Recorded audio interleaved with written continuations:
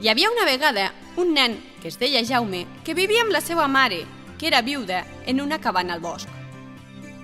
Com que amb el temps va anar empitjorant la situació familiar, la seva mare va decidir enviar el seu fill a la ciutat per intentar vendre l'única vaca que tenien.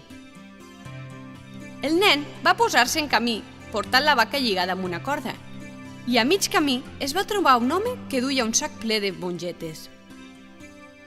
«Són unes mongetes meravelloses, màgiques», va dir l'home. «Si t'agraden, te les donaré a canvi de la vaca». I en Jaume va acceptar pensant que era un molt bon tracte.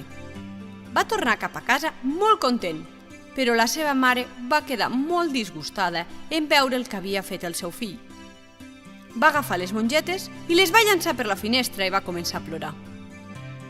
Quan l'endemà en Jaume es va despertar, va tenir una gran sorpresa en veure que les mongetes havien crescut tant durant la nit que les branques de la mongetera es perdeien de vista. Es va començar a enfilar per la planta, amunt, amunt, fins que va arribar en un país desconegut que hi havia damunt dels núvols. Va veure un castell, s'hi va apropar i va entrar. Allà hi va veure un gegant malvat, al que li agradava menjar nens i que tenia una gallina que posava un ou d'or cada dia. En veure-ho, el Jaume va esperar que el gegant s'adormís i agafant la gallina va fugir corrents. Va arribar on era la mongetera i baixant, va arribar fins a terra i va entrar amb la gallina a la cabana. La mare va veure aquesta gallina sorprenent, va estar molt contenta i des d'aquell dia va començar a vendre els ous d'or que la gallina posava cada dia. I així van viure força bé durant molt temps, fins que la gallina va morir de vella. Llavors, el Jaume va decidir tornar a pujar altra vegada per la mongetera i va anar cap al castell del gegant. Es va amagar darrere una cortina i va poder veure com l'amo del castell, aquell gegant al que li agradava menjar nens, anava comptant monedes d'or que treia d'una bossa de cuir. En Jaume va tornar a esperar que el gegant s'adormís i agafar el sac d'or. Va començar a córrer cap a la mongetera gegant per tornar a baixar a la cabana.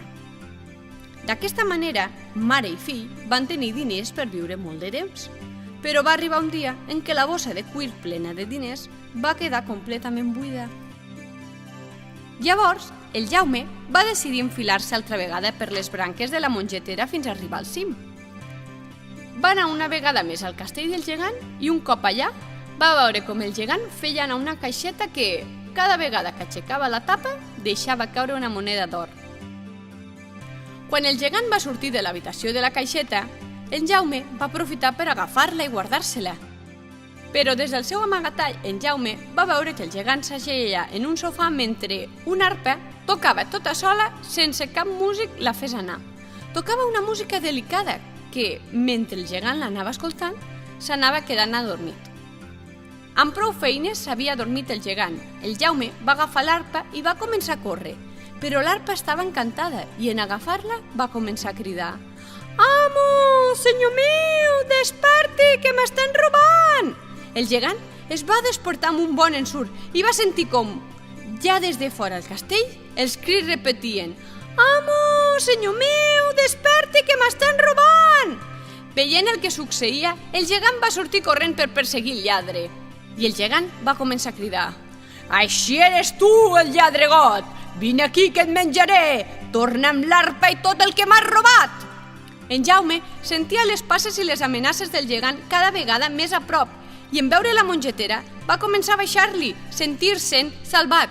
S'afanava molt, però va veure que el gegant havia decidit baixar darrere seu.